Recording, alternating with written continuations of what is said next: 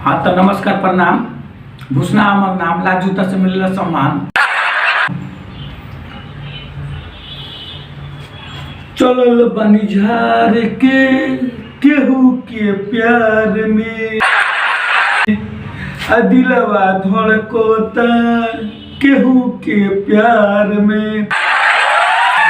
हाँ तो भैया बतावेला बानी हम रोलन के कि कैसे लोग के प्यार में फरावटा बेलेला,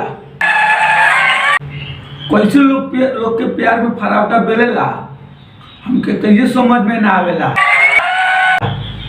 अब बुझ जाए कि सब लोग प्यार में फरावटा बेलेला, रोज फरावटा बेलेला, लेकिन हम वैसा ना करी। हम खाली दिन में 12 बजे फरावटा बेली। चलल बनी झार के केहू के प्यार में, दिल धड़कत। हाँ तो भैया नमस्कार प्रणाम। भूषणा हमर नाम, लाल जूता से मिलेला सम्मान।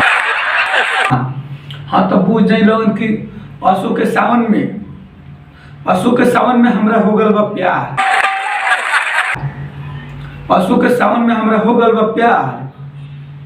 भले घर द्वार से लाल जूता से मिलेला हमरा सम्मान, लेकिन वहां गईला के बाद में मिलेला हमरा भरपूर प्यार। हाँ तो भैया लोगन बुझ जाए कि प्यार कोई नहीं, सावन में बहुत खुशी के बात बाटे। बहुत सपने देखनी, भोले बाबा से कहनी